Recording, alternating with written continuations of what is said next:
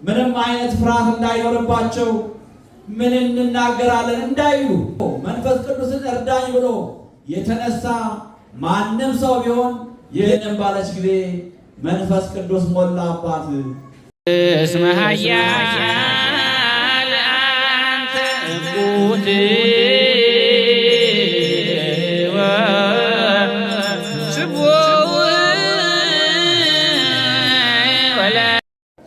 በስመ አብ ወወልድ ወመንፈስ ቅዱስ አሐዱ አምላክ አሜን። አቤቱ ቅድመ ዓለም የነበር ዓለምን አሳልፈህ የምትኖር የዘመናት ጌታ የአባቶቻችን አምላክ የእኛም አምላክ ጌታ እግዚአብሔር ሆይ ያለፈውን ጊዜ በሰላምና በጤና በሕይወት ጠብቀህ በቅዱሱ አደባባይ በቃል ኪዳን ታቦት ፊት ሁላችንን በደጅ ስለሰበሰብከን እናመሰግናለን። ክቡራን ሊቃውንተ ቤተ ክርስቲያን፣ እግዚአብሔር ልጆች፣ ምዕመናንና ምዕመናት ከሞት ድረስ በወደደን ባከበረን በአንዱ ጌታ በኢየሱስ ክርስቶስ ፍጹም ሰላም እንደምን ሰነበታችሁ? እንደምን አደራችሁ? እንደምን አረፈዳችሁ? አሜን። በተወደደው ሰዓት የጠራን በማዳኑም ቀን የረዳን ኃጢአታችንን ተጠይፎ ከእጆቹም እቅፍ ውስጥ አውጥቶ ያልጣለን በጎ ስጦታ ፍጹም በረከት መድኃኒት ኢየሱስ ክርስቶስ ክብርና ምስጋና ለስም አጠራሩ ይሆንልን። ጉባኤውን የሚያሞቀው እሳት እግዚአብሔር መንፈስ ቅዱስ በልማድ ሳይሆን በእምነት የምንሰማበትን የልቡናችንን ጆሮ ይክፈትልን። እኔም ቆሜ እንደማር እናንተም ተቀምጣችሁ የእሱን ድምፅ በጋራ እንድንሰማ ጊዜውን ስለፈቀደልን ክብር ሁሉ ለእርሱ ይሁን። እንደ እግዚአብሔር አምላካችን ቅዱስ ፈቃድና ሐሳብ ባለችን ጥቂት ጊዜ የምንማማርበት የትምህርታችን መነሻ ርዕስ አድርገን የምንነሳው አብ አጽናኙን ይልክላችኋል እርሱም የእውነት መንፈስ ነው በሚል ኃይለ ቃል መነሻነት ይሆናል። የዮሐንስ ወንጌል ምዕራፍ 14 ቁጥር 16 ላይ የምናገኘው መለኮታዊ ኃይለ ቃል ነው።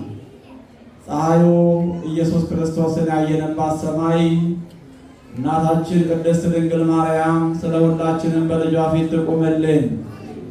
አብ አጽናኙን ይልክላችኋል እርሱም የእውነት መንፈስ ነው። ይህንን ቃል የተናገረው ጌታችንና መድኃኒታችን ኢየሱስ ክርስቶስ ለደቀ መዛሙርቱ የተናገረው መለኮታዊ ኃይለ ቃል ነው። ደቀ መዛሙርቱን ሰብስቦ ጌታ መድኃኔዓለም ኢየሱስ ክርስቶስ እንዲህ ሲል እንደነገራቸው የዮሐንስ ወንጌል 14ኛው ምዕራፍ ከቁጥር 1 ጀምሮ እስከ 17 ስንመለከት ገጸ ንባቡ አውዱ የሚያስረዳን እንዲህ ነው። ጌታ ለደቀ መዛሙርቱ እርሱ እንደሚሄድና በዛም ደግሞ አብረውት ካደረበት እያደሩ ከዋለበት እየዋሉ ተአምራቱን እያዩ እያደነቁ ሁሉን ትተው ለተከተሉት ለደቀ መዛሙርቱና ለሌሎችም ቤተሰቦቹ አጠቃላይ ስፍራ እንደሚያዘጋጅላቸው ከነገራቸው በኋላ በዛ ደግሞ እኔ ወዳለሁበት እናንተ ደግሞ ትመጣላችሁ እወስዳችኋለሁ በማለት ከነገራቸው በኋላ እንዲህ ሲል ነው የተናገረው። አብ አጽናኙን ይልክላችኋል እርሱም የእውነት መንፈስ ነው። የሚያጸና ነው እግዚአብሔር መንፈስ ቅዱስ። እግዚአብሔር መንፈስ ቅዱስ ከሦስቱ አካላት አንዱ አካል ነው። እግዚአብሔር መንፈስ ቅዱስ ከሦስቱ ቅዱስ አንዱ ቅዱስ ነው። እግዚአብሔር አብ፣ እግዚአብሔር ወልድ፣ እግዚአብሔር መንፈስ ቅዱስ በስም ሶስት በግብር በአካል እያልን የምንጠራቸው ሁላችንም ያስገኙ በስልጣን አንድ የሆኑ ከሶስቱ ቅዱስ አንዱ ቅዱስ የሆነው እግዚአብሔር መንፈስ ቅዱስ እንደሚልክላቸውና እሱም የሚልከው አብ እንደሆነ የሚላከውም የሚመጣውም ቅዱሱ እግዚአብሔር መንፈስ ቅዱስ የሚያጸና፣ የሚያንጽ፣ የሚያነጻ፣ የሚያበረታታ፣ የሚያተጋ እንደሆነ ጌታችን መድኃኒታችን ኢየሱስ ክርስቶስ አስቀድሞ ነግሯቸው ነበርና በዛሬው ዕለት ጌታችን መድኃኒታችን ኢየሱስ ክርስቶስ ካረገ እንደተናገረን ከሄደው በኋላ በ50ኛው ቀን ተሰብስበው በዓል ሲያከብሩ ሁሉም ባሉበት ከተለያዩ ዓለማት ከተለያዩ ሀገራት ብዙ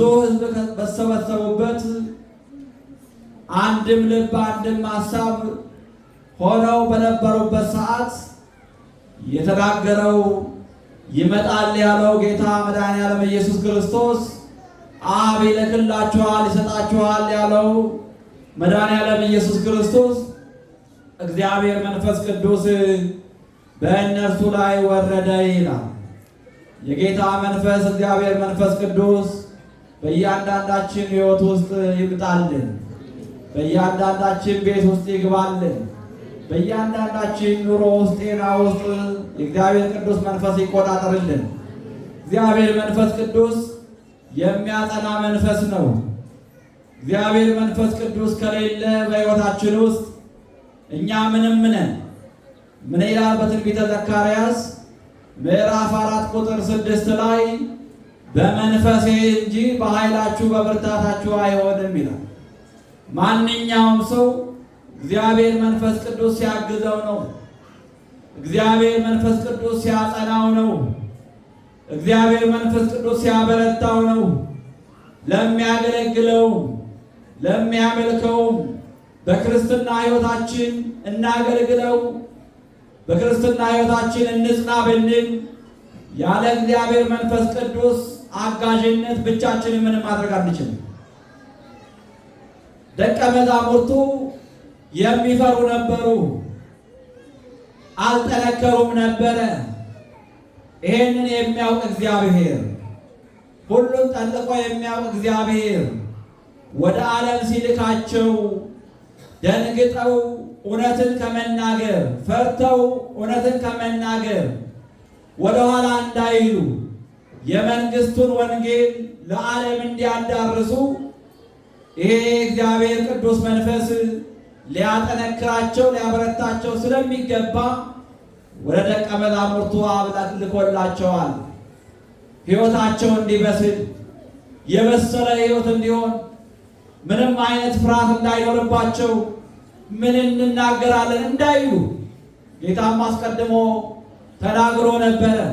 በሰው ፊት ስትቆሙ፣ በሸንጎ ፊት ስትቆሙ ምን እንናገራለን ብላችሁ አታስቡ፣ የእግዚአብሔር መንፈስ እሱ ያቀበላችኋል ብሏቸዋልና የእግዚአብሔር ቅዱሱ መንፈስ እንዲያበረታቸው እንዲያጠናቸው በአቋማቸው በተረዱት እውነት እንዲበረቱ በሃይማኖት እንዲጸኑ ሌላውንም እንዲያጸኑ እግዚአብሔር መንፈስ ቅዱስን ልኮላቸዋል። በዚህ ሰዓት በእሳት አምሳል በተቆራረጠ እሳት አምሳል በሁሉም ላይ ወርዶ ሁሉንም ተቆጣጥሮ ነበርና በእያንዳንዳቸው ቋንቋዎች ይናገሩ ነበረ። የጌታ ደቀ መዛሙርት ከተለያዩ ዓለም ነው የመጡት። ከተለያዩ ዓለም የመጡትን የሰበሰቡትን ሁሉም በቋንቋቸው ይህንን እውነት መስማት ስላለባቸው እግዚአብሔር መንፈስ ቅዱስ የሁሉንም ቋንቋ በየሀገሩ ያለውን ቋንቋ በአጠቃላይ ለደቀ መዛሙርቱ ገለጸላቸው ነው። በዛሬው ዕለት እውነቱን ለዓለም መድኃኒዓለም ይግለጽልን። ገለጸላቸው። ከገለጸላቸው በኋላ እያንዳንዱ የተለያየ ቋንቋ ተናጋሪ ነው። በዛ የተሰበሰበው ከተለያየ ሀገር የመጣ ነው። የተለያየ ቋንቋ፣ የተለያየ ባህል፣ የተለያየ ቀለም ያለው ሕዝብ ነው። በዛ በተሰበሰቡበት መካከል እነሱ ያን የእውነት የመንግስትን ወንጌል በተለያየ ቋንቋ ይናገሩ ይመሰክሩላቸው ነበረ። መንፈስ ቅዱስን ወደ እያንዳንዱ ጆሮ ይህንን ምስክርነት ያመጣ ነበረ። ይህንን ባዩ ሰዓት ከተለያየ ሀገር የተሰበሰቡት ሰዎች ተገረሙ፣ ተደነቁ ይላል። ምንድነው የገረማቸው? ምንድነው የደነቃቸው? የእኛን ቋንቋ እንዴት ሊያውቁ ቻሉ? የእኛ ሀገር በዚህ ስፍራ አይደለም። የእኛን ቋንቋ ይናገራሉ። ምክንያቱም በየቋንቋቸው ይሰሙ ነበረ ምስክርነቱን፣ ስብከቱን፣ አገልግሎቱን በእያንዳንዳቸው ቋንቋ ይናገር ነበረ። ገላጩ መንፈስ ቅዱስ ለሁሉም የሁሉንም ቋንቋ ገልጾላቸው በዛ መሰረት ይነግሯቸው፣ ያስተምሯቸው፣ ይናገሯቸው ነበረ። በዚህን ሰዓት ተገርመዋል፣ ተደንቀዋል። ይህ እንዴት ሊሆን ይችላል እንጃ ይባባሉ ነበረ። ያንን ያወቁ ያመኑም አሉ፣ ያላመኑም ነበሩ። ተቃዋሚዎች ነበሩ። ያ ተቃዋሚዎቹን ደግሞ የተቆጣጠራቸው የእውነት መንፈስ ሳይሆን የሐሰቱ መንፈስ ነው። ቅዱሱ መንፈስ ሳይሆን እርኩሱ መንፈስ ነው። የሐሰት አባት የተባለው ጠላት ዲያብሎስ ነው። ተቆጣጥሯቸው ነበርና ሌሎችን እነዚህ እኮ ሰክረው ነው እያሉ ያደናግሩ ጀመረ። ሰክረው ነው እንጂ የሚናገሩት ቃል እኮ ትክክል አይደለም እያሉ ያደናገሩ ጀመር። ነገር ግን በዛ የተሰበሰቡ በአጠቃላይ አላመኗቸውም። የሐዋርያት አለቃ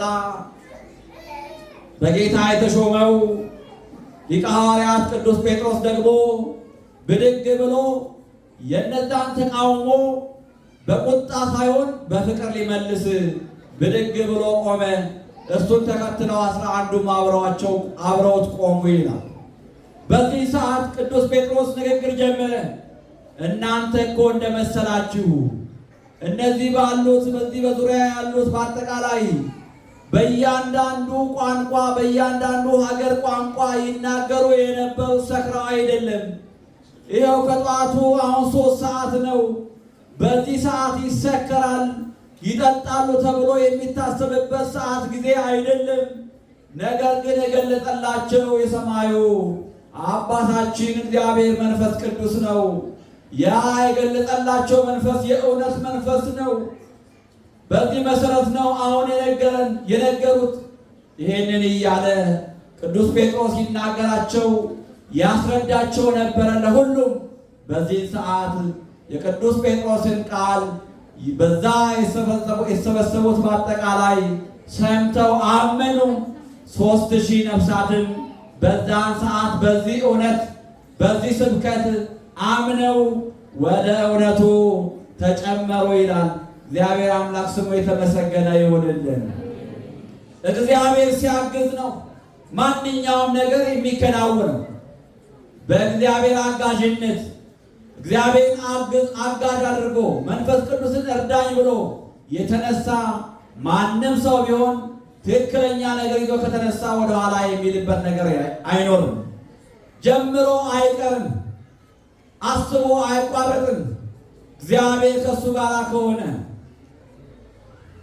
እስራኤላውያን ከምርኮ መልስ በተመለሱ ሰዓት ከተማዋን ሊገነቡ ቤተ መቅደሱን ሊሰሩ እግዚአብሔር አዘዛቸው። ነቢዩ ሐጌ ከእግዚአብሔር የሚመጣውን ቃል ይነግራቸው ነበር። በዛን ሰዓት እንዴት እንችላለን የሚልም የሚጠራጠርም ልብ ነበራቸው። እግዚአብሔር እንዲህ ይላል አላቸው። እግዚአብሔር ለሐጌ የገለጸለት እንዲህ በላቸው አለ። ቤቱን ለመስራት ወደ ኋላ እንዳይሉ በመካከላችሁ መንፈሴ በመካከላችሁ ይኖራልና አትፍሩ አላቸው። መንፈሴ በመካከላችሁ ይኖራልና አትፍሩ፣ ይከናወንላችኋል አላቸው።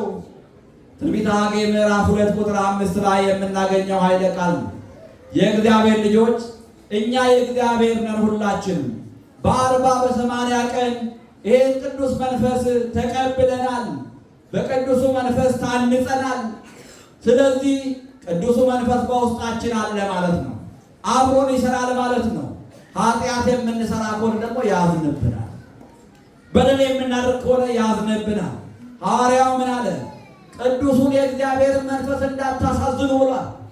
ስናመነዝር፣ ስንሰርቅ፣ ሰው ስናማ፣ ክፉ ነገር ስናደርግ፣ ነገር ስንሰራ፣ ክፉ ነገር ስናመላለስ በውስጣችን ቅዱሱ የእግዚአብሔር መንፈስ ያዝንብናል። እንዳናሳዝነው መልካም ነገርን ብቻ እንድንሰራ እግዚአብሔር በቸርነቱ ያግዘን።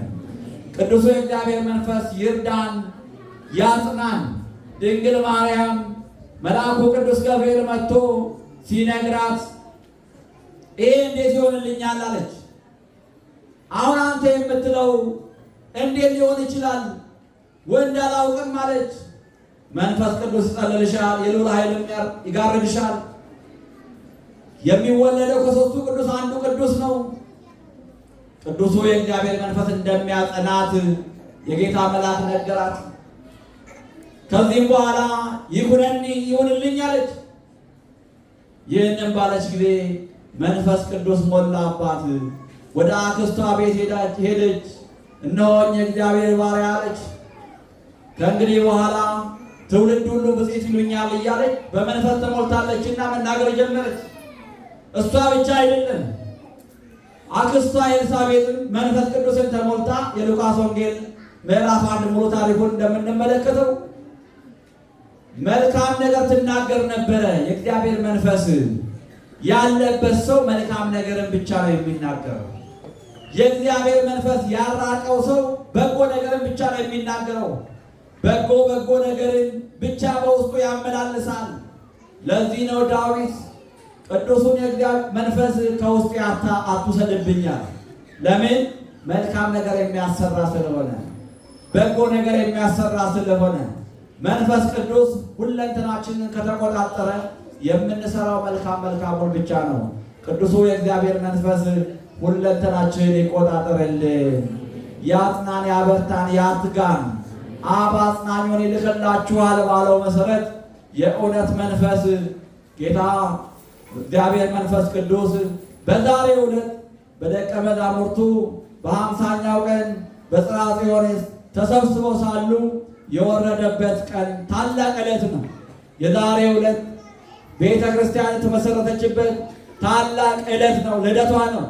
ከዚህም በኋላ ሁሉም ተነስተው በቅዱሱ መንፈስ በስለዋል፣ ጠንክረዋልና ሳይፈሩ ወንጌልን ይመሰክሩ ጀመረ። በ12 ሰው ስብከት ነው ይኸው ዓለሙ ሁሉ የተዋወቀው። ክርስትና የተለያየ የራሱ አመለካከት ቢኖረው፣ የተለያየ ዶክትሪን ቢኖረው፣ የእግዚአብሔር ልጆች በዓለም እግዚአብሔርን ያስተዋወቁት እግዚአብሔር አብ፣ እግዚአብሔር ወልድ፣ እግዚአብሔር መንፈስ ቅዱስ እያሉ በአብ በወልድ በመንፈስ ቅዱስ ስም እያጠመቁ